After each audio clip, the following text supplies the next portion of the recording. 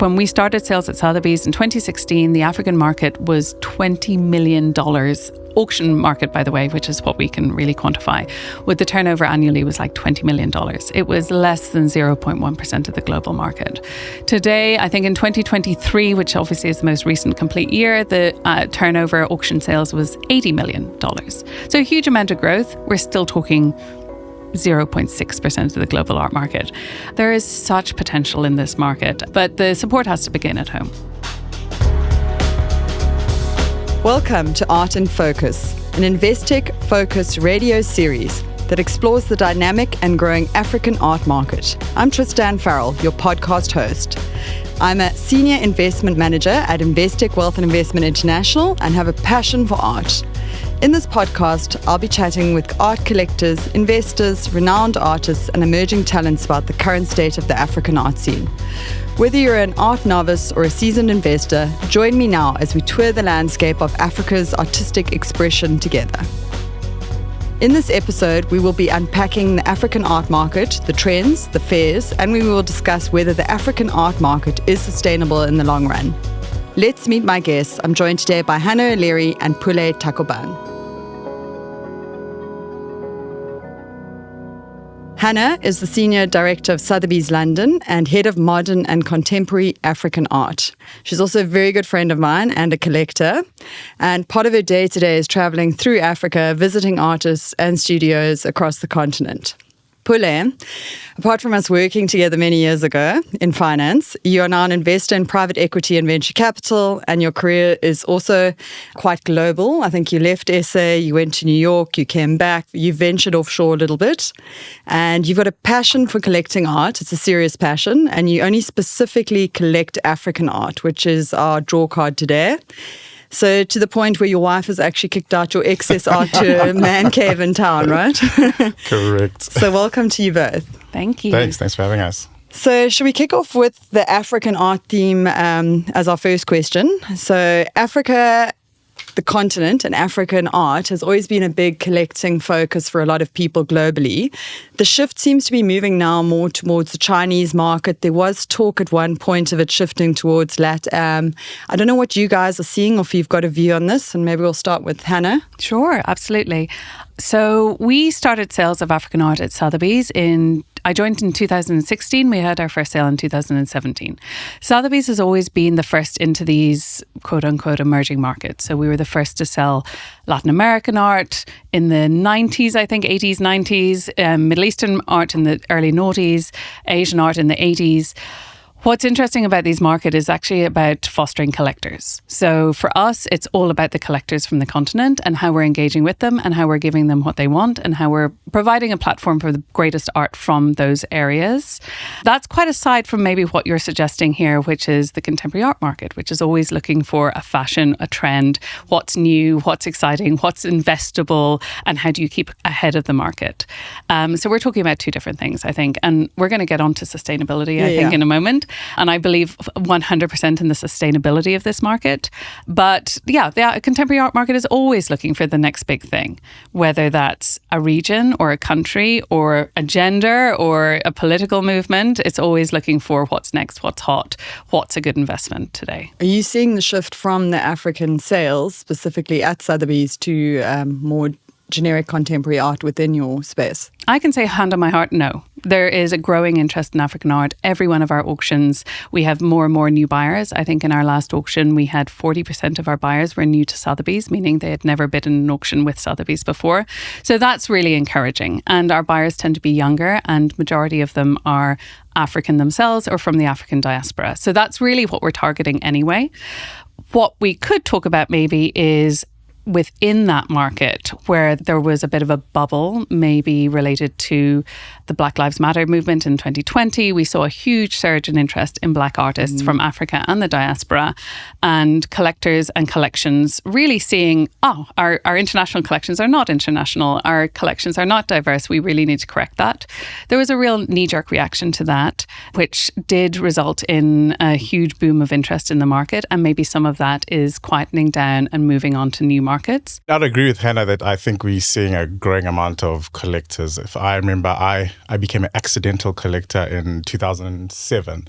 There was a friend of mine, her mother was an art dealer, and we used to, Investec days, blow our bonuses at our soccer up the road. And her mother at the time said, you guys should really buy art. And I bought my first Kentridge then in 2007, but it was on advice. I wasn't really seeking out. But since then, and a lot of people thought, why are you doing this? Why are you buying art? It's just going to hang there. But since then, I've seen peers start collecting. I've heard artists saying they get more local collectors. Still a tiny fraction in terms of like what we need from a local collectors. I think when Hannah and I last spoke, you see it a bit in Nigeria where there's a long, strong local support. I think in South Africa, we need to go a lot more in terms of who's buying local art, diverse art. So not just your Kentridges and your Irma Stearns and your well-known established names. I think there's a vibrant scene from a creativity perspective. So more collectors are coming, but we definitely need a lot more. I recently read a book by Katie Hessel, who's an African art historian. I'm sure you've read it as well, Hannah. But it's the story of art without men, basically. And it's a Sunday Times and New York Times bestseller. And the book basically unpacks the history of art without men, but the pivotal role women play in art, in the art space. Moving on that kind of theme, are you seeing any key sales? Like when we were we'll go to Frieze now, but when we were in London, there was a lot of talk around Black female artists being key drivers of sales at the moment from Africa as a continent. Are you seeing that? Or are you agreeing with that comment? One of the really interesting anomalies of this market is that the African art market has always been led by women. And people are always really surprised to hear this. So the best-selling artists from the continent are all women from every corner. I mean, we're here in South Africa. The best-selling living artist from the continent until last year was Marlene Dumas. The best-selling 20th century artist being Irma Stearn. Irma Stearn has dominated the auction market here since, in the 20 years I've been working in this market and going back through, the last 50 years as well. We have in East Africa, you have people like Julie Moretu. She is now the best-selling, actually not just the best-selling female artist, the best-selling African artist of all time. We sold one of her works last year. I should have this figure at the tip of my tongue, I don't, but it was in excess of $10 million. Wow. West Africa, you have people like Toyin Ojo-Odotola and Njideka Akinili Crosby, both from Nigeria. They both command seven figures US dollars at auction.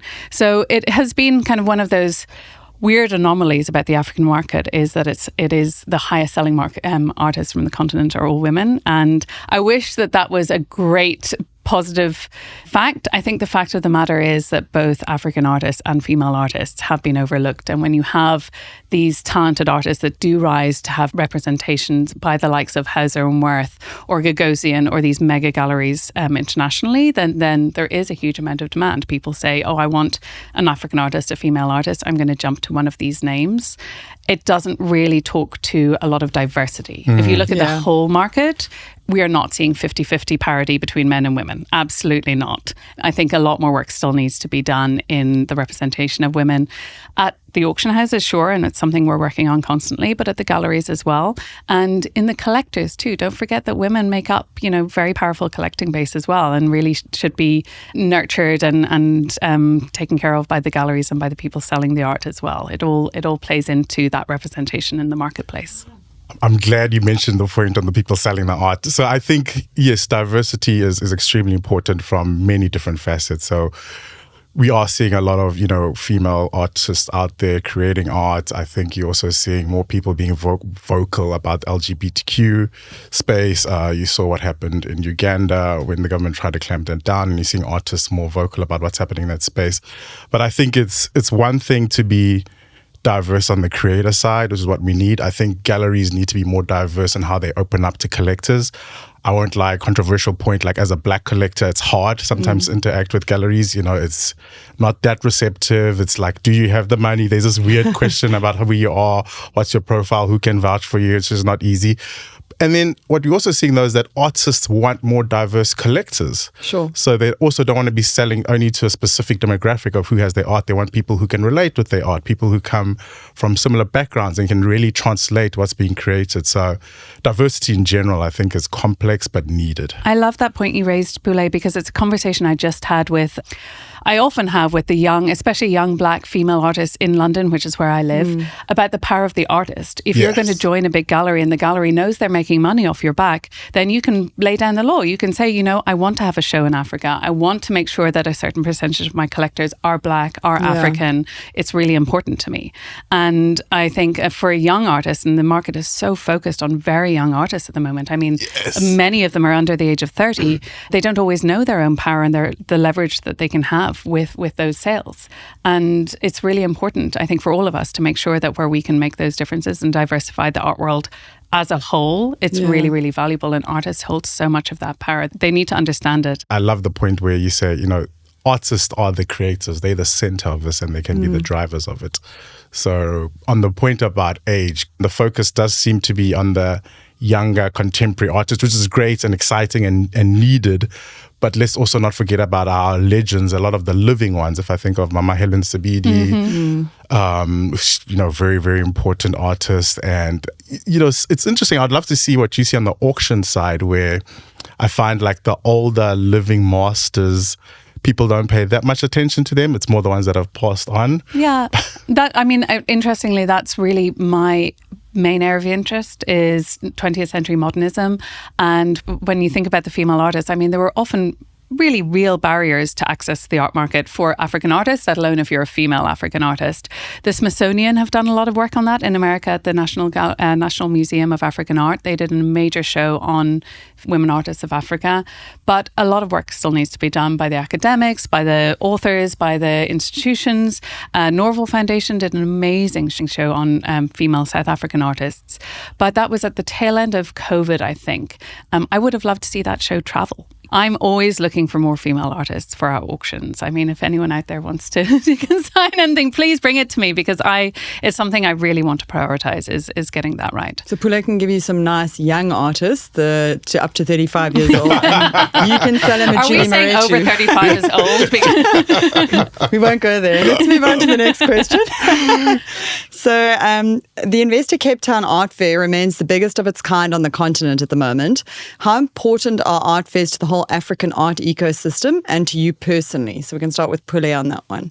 Yeah, I think highlighting what's happening in a high quality manner is absolutely key. And that's what the Investec Art Fair does. I think it gathers artists from across the continent. It brings in international collectors, international galleries, but it centers the south of Africa and brings everyone in. So it's important. It's a great quality event.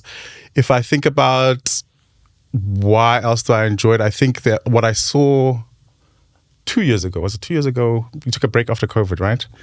We did online during COVID, but where I saw more artists start coming to themselves, because it's sometimes the fairs tend to focus on the galleries and the artworks, right? Yeah. And I think, again, trying to bring this artist at the center of it all, I saw that Investec Art Fair start to do that. So important fair, and it's great that it's gathering more international attention. Have you purchased artwork at the fair? Yes. So I remember I bought 3 Sungi works. Oh, wow. Nice. Jeez, goodbye. When I saw Sungi, I was just like, what? Like, how come no one's pulling the trigger here? So, and that was the first one after COVID, if I remember correctly. And I just was so blown away. And then we should maybe tell the listeners who Sungi is. Sure, please go ahead. Sungi is a young Ugandan artist who has blown up. And you're right, the first time I discovered her was because her Ugandan gallery came here to South Africa and showed her at the art fair, which is, goes to show just how important and how instrumental a fair can be. And now you cannot, there's a waiting list for her work. Yeah. It's like 10, 20 times the price they were back then. You did very well, Pule. But that's the exciting thing about art fairs is discovering galleries and artists that you wouldn't in your day-to-day life in the city that you live in. And it's instrumental in that. Cape Town Art Fair, I think I've been to every single one. Remember the first, second edition, which was in a tent down at the waterfront. Yeah. Oh, yes. It's changed. It's grown so much. Yeah. It's now such an international event. The organisers do an amazing job of bringing collectors from not just across the world and across South Africa, but so many African collectors come here as the prominent event on the continent. Yeah. It's not to be missed. And also what I just wanted to say is how they engage with the city. So it's not just about the fair. They engage all the collectors, all the galleries and the museums here, and make it into an art week. It's probably the most exciting art week on the continent right now. I think that's a lot of thanks to our partner Fiera Milano in Italy that actually does a lot of that with us and the interactions and market us overseas, but also with the Cape Town city, as you say, like Alan Windy and his team, basically trying to interact with the galleries and bring everyone together. So hopefully it's just going to get bigger and bigger year after year. So I wanted to reflect, all of us were at Frieze this year. Frieze is the largest annual contemporary art fair in London. It's held in Regent Park and it's called Frieze, Frieze. And since they've started out, they've actually acquired several other art fairs under their banner. It's quite a large fair. And they run a Frieze Contemporary Series, a Masters, and then they've got a sculpture garden in between the two. So it's really well represented. Also, again, opens up to a new brand of African artists for us to explore. So we all went to Frieze this year. We were lucky enough to have a breakfast at Sotheby's with Hannah and her team, and Pule was there too. And Pule and I and you started talking about Emma Premper's show. So that stood out to all of us, and I just thought it was worth mentioning and just sharing a few views on it. It was with Tuani Contemporary. It was called Wandering Under a Shifting Sun, and Emma basically lives between Uganda, UK, West Africa. Her work concentrates on home, belonging and memory. And the thing that drew us to it was she had brought in this kind of visual experience where she reflected some birds and a few things onto the magnificently painted canvases. So I just wanted to talk to you both about that kind of show we both saw and what your view was of her work and that show. I'm a huge fan of Emma's. I've been following her career for a few years now. It gets better and better and more sophisticated. I should mention that Tuani Contemporary is always a gallery to watch. They're so good at spotting young talent, and they tend to get stolen away by the big galleries in no time at all. They were the first to show people like Simone Lee, Njideka Keneally Crosby, Michaela Yearwood Dan, Joy Labinjo, like these big names in the kind of black art world. Yeah, I think that she is, again, still incredibly young, incredibly sophisticated. I loved that show. You know, if you want to think about what's happened with the African art market in the last few years and this like obsession with black figurative painting, which is kind of a redundant phrase, I think. I mean, just because you paint portraiture or you paint people, that doesn't like need to be reduced down to figurative painting or identity politics. And what Emma is doing here is so unique and so individual. I definitely, I know, I mean, I say she's one to watch or she's one to buy. I mean, it's pretty hard to get hold of her work now. Already. Yeah. I was blown away. Like, it's one of the best exhibitions I've been to, and for many different personal reasons. So one of the reasons, like if you look at our collection, the collection is focused on Black joy, Black everyday life in a very positive manner, Black beauty, because a lot of the art that you used to see created by people from the continent of African descent used to be of us suffering. So it was, this was apartheid, this was people getting hurt, this is where people getting arrested. And we wouldn't see art of us like swimming, having joy, or like when you're sitting at home in the township, how awesome that is. You know, often when people depict hood life, it's in a depressing way where it's like, no, this is where we live, and it was epic. And Emma captured that. Like, she captured everyday life at home in such an awesome, natural, authentic manner. And then add the part about, I'm obsessed with like, how do you get digital to interact with physical art? And the way she had incorporated the projector to create moving scenes in her artwork, both in the nighttime and the daytime, was just, yeah. I take my head off. I'm blown away. It's so interesting you mentioned the technology, because when I think of her work, I also think of like her interest in art history and the old master paintings and chiaroscuro. And so it's interesting to see this artist who's looking both at the very old and the very new as well. And I think that's another kind of layer to her work that adds value and interest as well. Huge fan. Huge Pule fan. and I debriefed this in London. We both were huge fans. So I emailed Tuani to ask what was left, and there were literally 2 tiny works left. So there's nothing there. They're coming next year. I sent you the list. Yes, and then works kept disappearing off the list, because I guess it's a dynamic list, right? So Yes. You didn't send it to me, Hannah. You didn't. It was him that asked for it. It was great. No, great. I hope to see Did you more get of her one? work. No, unfortunately not. yet. We'll still I sit will on the get back one. burner and wait. I'll Keep get me one. posted, Pule. They say it's not what you know, But who? Well, connections might get you through the door, but they won't help you own the room. So make no mistake, it's very much about what you know and who you listen to. Get the latest economic and investment insights from the experts. Follow Investec Focus Radio SA wherever you get your podcasts. Investec Bank Limited is a licensed FSP. T's and C's apply. The other artist that we saw at Freeze this year was Pamela Patisano Sandstrom, that you and I often talk about, Hannah. Originally from Botswana, she had a show at the Barbican, and it was a solo show. It was around Freeze at the time. Goodman Gallery in Cork Street then showed some of the pencil works that she'd done on these big, larger works of hers, and they were lived stills effectively, and she places herself in the stills. What did you think of her show? What kind of benchmark is this for her in her career? I feel like Pamela is the reason for our entire friendship, Tristan. I'm feeling the same way.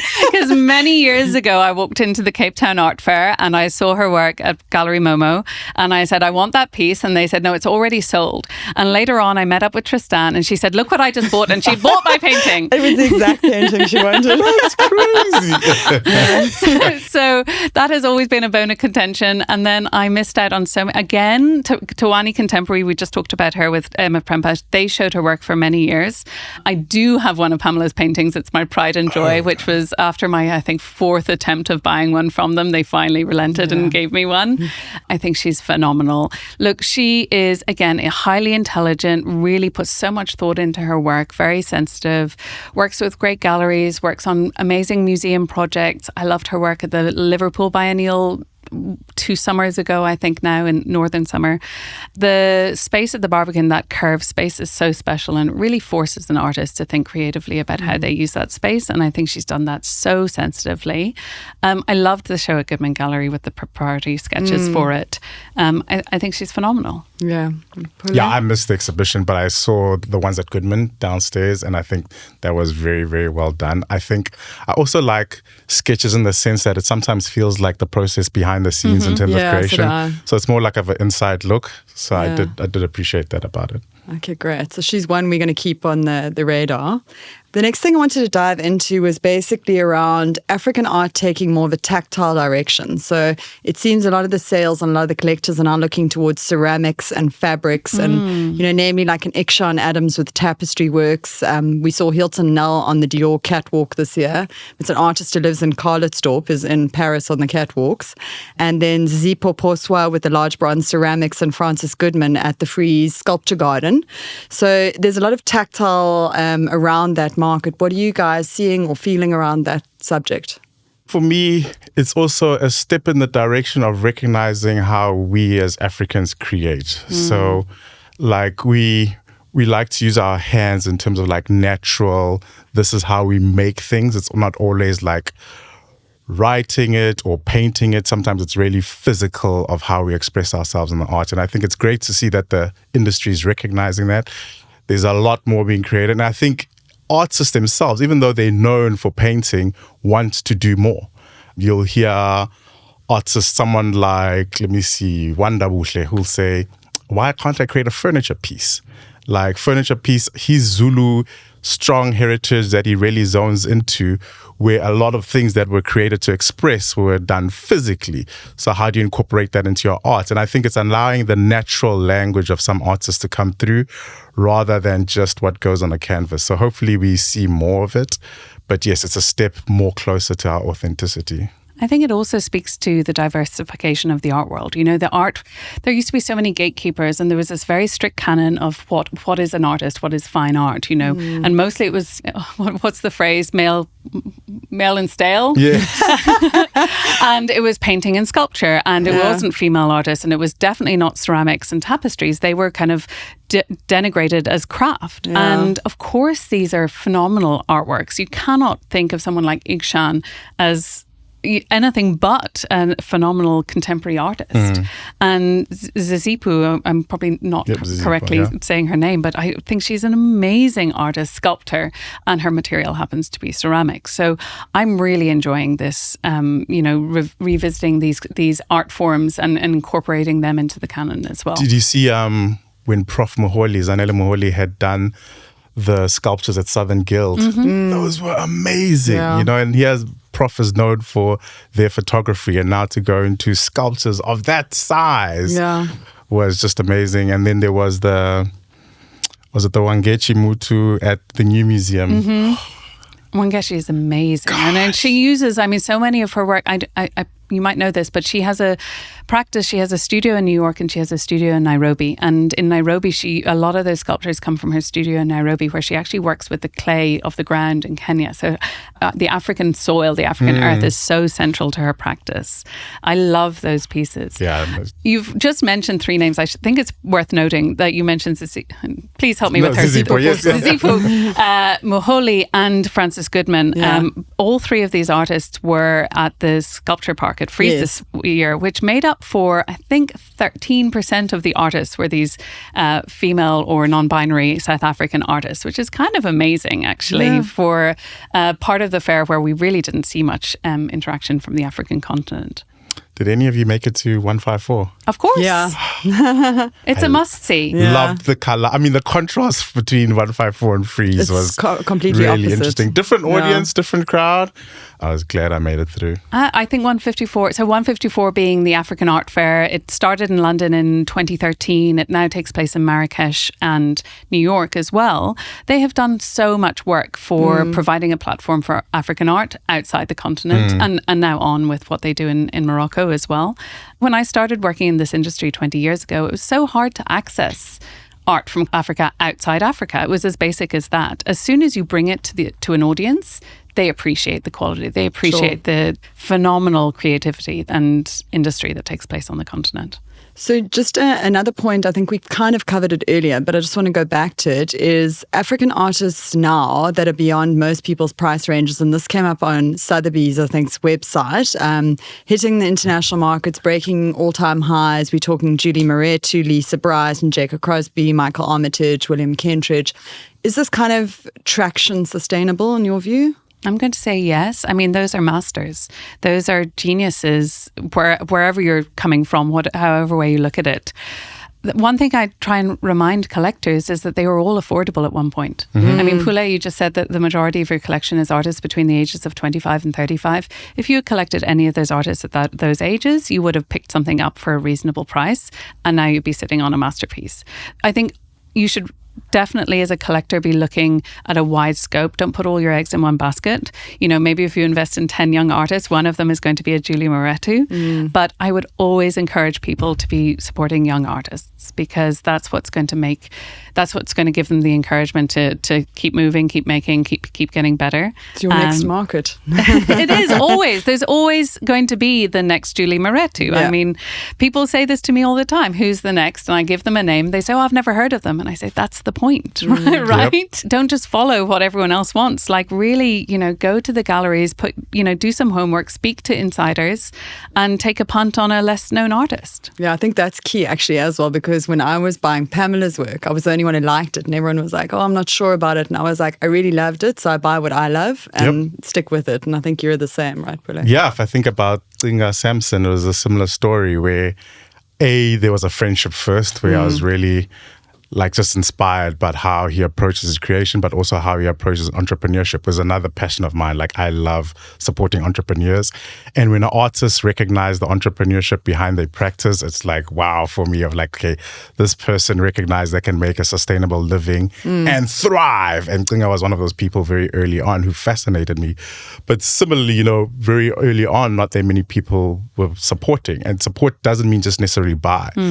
It's connect to galleries internationally. It's help with mentorship with any other things that they might want to know. How do you register for VAT? As you open up a company, how do you think about where you're going to be in 5-10 years? And, now you'll sit with Tringa and you'll say, Pule, I've looked at my life and I have 16 more exhibitions left in my lifetime, so I'm approaching things like this. I'm like, whoa! Yeah. So it's great to have that, friendship and relationship and support. Yeah, like I say, it's not just about buying the art. And sometimes you're connecting artists with other collectors as well. If I know, hey, Hannah likes X, here's an artist that I think you should see. I'm in Cape Town, let's maybe walk you around. Yeah. So we can support artists in many ways. I also had that as one of my questions to you was you are one of the biggest collectors of Singer Sampson's work. And why do you buy more than one work of an artist? If you really love them, like you said, now you bought 3 previously. Yeah, I bought some, and there were some that, again, came up on auction and didn't get bought, and I was just really puzzled. So it's support, just to show the artists that I really appreciate their work, because I do appreciate their work, but also for them to recognize that this is something you can make a living with and thrive. B, it's this going back to the fascination of helping artists create a self-sustainable business is very important to me. To say, okay, if you know that me as a patron, I'm going to buy 6 works over 12 months, what does your business model look like? And I'll ask those questions to say I'm going to do it like this. They'll say, okay, I can get my studio now. I can think which I'll partner up with logistics. And all of a sudden you start creating something that's sustainable. So, and that comes from my angel investing and venture background, where I'm like, okay, we on the continent are creating high quality tech companies. Why isn't it being recognized like it is in San Francisco? But if you look at a company like Yoko, it's up there with a company like Square. So it's the same thing with art, where I think if we put it on the global scale, help people recognize that the quality of this is epic, then the artists and the creators have the same confidence to say, okay, I can make this thrive. I can become in Jidega and have my work selling for X. But it's up to that local belief and self-belief to get into the artist's practice. And then sticking with you just for a moment, when you collect works, what sort of channels do you use? Do you go online? Do you do galleries? Do you do fairs? Do you do auctions? I would say a large part of the art I've collected has come from artists I know who have said, whoa, based on this, you need to meet this person, you need that person. I think I'm excited of there's a business called Latitudes Online, which is a large online gallery, and I've supported them as well. That's a quick way of seeing, like a good way of seeing a very vast network online. But I would say, yes, hand on heart, artists have introduced me to other artists, and that's led to something else. So when I'm visiting Durban, there's an artist who's saying, let's go see the 6 artists. When I'm going to Joburg, it's the same thing. And that's how it's been built. Can you give us some names of your favorite artists you already own? Give us some inside tips here. I love them all, but I would say like some local artists that I'm collecting and advise also people, not advise, but would suggest in terms of if you're looking to collect, it's kind of like, what are you looking for? If I look at... I feel like I've just asked him who his favorite child is. Yeah, exactly. That's what I'm saying. It's definitely no favorite. It's more about... It's easier to answer that in one. the collection that I would love to talk about. I'm really excited about what Mangaliso Nzuza is doing. I think his take of... call it cubism in a very African, authentic way. And again, telling natural stories in a natural way from a wonderful lady from the DRC living here in Johannesburg, Cynthia Mulunga. Very interesting data point. She says the same birthday as someone she's really inspired by, Sam Hlengetwa, in terms of how he's done collage. And Sam is another. Media work. Yes, collage, mixed media. And Cynthia. She was at 154, right? Correct. Yeah. We've sold her at Sotheby's as Oh, well. really? Yeah. Okay. So I think she's, really exciting, young, up and coming. In KZN, there's Pepele Mguni, who's really kind of steers toward, he's inspired by Kerry James Marshall and the likes, and what he's telling about what we as Black people are doing on our everyday scenes in happiness, joy. He's got a series now where he's capturing living legends, which is very exciting. Like, so other artists that he recognized that are inspiring him as well that are alive are great. Gosh, the list is endless. There's Ndidi Emefeli. Oh, I love her. She's in London and lives from Nigeria, but Lives London. in the UK. And I did a studio visit with her last year, November, or 2 years ago. And I just think she's so under the radar, but she's epic. Like, she's absolutely epic. But I could go on. I'm going to stop. Hannah, I'll give you 2 minutes to share some of My your favorite names. artist? My God. No, not favorite. Not favorite. Personally, what do you in your collection have your eye on? Maybe Oh my collecting? goodness. So my collection is quite varied. It is focused on the continent, obviously. I have a balance between artists that I know, when you have a relationship with them. And so I have people like Miranda Forrester, who's a Black British artist who I really, really love, and Peju Alatisha, who's a Nigerian artist. And Miranda was at Tawani as well. Another Tawani artist. It sounds like I'm being paid by Tawani. I am not. Peju was also at 154. Peju was at 154. Yeah. I have an edition by my friend Nangi Omoku. I wish I could have original. I don't know if you saw that she had a solo presentation at Freeze this year. They had an artists by artist section, so big name artists who chose an up and coming artist that they really enjoyed. So Yinka Shonabara chose Nangi Omoku. It was like my favourite spoof in the entire fair. I just came to Cape Town from Lagos, so these Nigerian artists are fresh in my mind. Modupe Ola Faduba, another young Nigerian artist, and she just showed me her new body of work. It's mind blowing. Really? There's so much talent on the continent, and so much, I don't know if I'm biased, but so much of it is female right now as well. Which is great. So also then towards Hannah now, we're going to target your business brain here. So with Sotheby's, the African art market results recently. What are the trends? What are results looking like? Is it up, down? I know there was a shift in the global art markets from that UBS report. Yeah, the UBS report I don't think goes into Africa so much. So that's looking at the global market. So there are some market reports like Art Tactic do a really good one on African art. But the data coming out of the African sales is few and far between. I wish there was a little bit more done on it. We do a lot of it in the house. The market is growing. It's not a steady growth. It comes in fits and starts was the phrase I was looking for. Thank you. We've had a year of a bit of a slowdown in the art market globally, and I won't pretend that hasn't affected the art market. But for example, for us at Sotheby's in 2024, it just means that we've done more private sales this year than we did in auction sales. There's always reasons people are selling, and there are always people buying, and we just have to adapt to where the market is.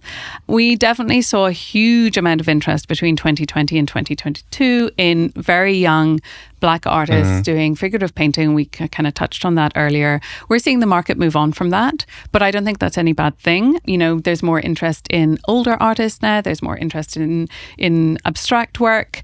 We have definitely brought on a lot of new collectors who are interested in learning more. So constantly it's a question of what else should I be looking at? How can I refine my collection? And that's what I really, really enjoy, is working with collectors in the long term on building meaningful collections rather than the short-term investors. And then just again, Hannah, the Investec Cape Town Art Fair, unlike 154, doesn't categorise the fair as an African fair, but as a contemporary fair. What is the impact of African art on the contemporary market globally?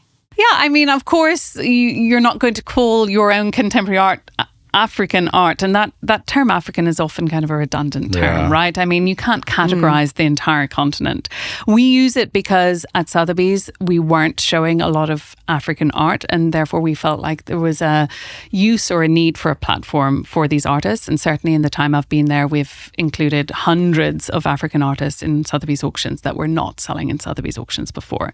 So I'm very proud of that fact. In the long term, I would love there not to be an African sale. I would love these artists to have full recognition and full representation within our international categories, and that's what we do more and more every year.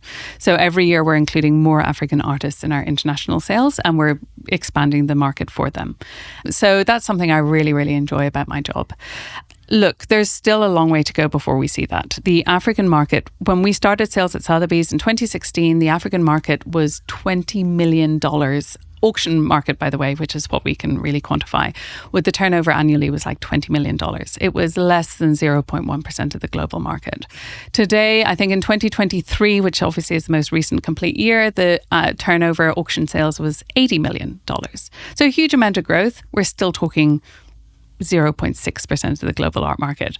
Africa represents 20% or nearly 20% of the world's population, and we're not even thinking about the diaspora that lives outside the continent. There is such potential in this market, and it comes down to, like Pule said, collectors on the ground supporting local markets, which will allow for international interest. I'm never going to say African art should only be for African collectors. I know the artists want an international market, but the support has to begin at home. The patronage has to begin at home. So I feel so positive about the future of this market. We have a long way to go, but I think we're all heading in the right direction. There is growing interest on the ground. There's growing interest internationally. There are more and more institutions being built on the ground here on the continent. and more international institutions are looking at the continent as well. So all signs are good. Great. Thank you both for joining us today. I really appreciate all the views and the thoughts we've shared. We'll see you both at the Investec Cape Town Art Fair in February next year, the largest contemporary art fair on the continent that brings Africa to the world and the world to Africa. Thank you. Thank you. Awesome. Thank you. Thanks for listening to this episode of Art in Focus, brought to you by Investec Focus Radio. You can find all these episodes of the series at investec.com/art in focus or wherever you get all your podcasts. If you've enjoyed this episode, please rate it, leave a comment, and forward it to all your friends and colleagues.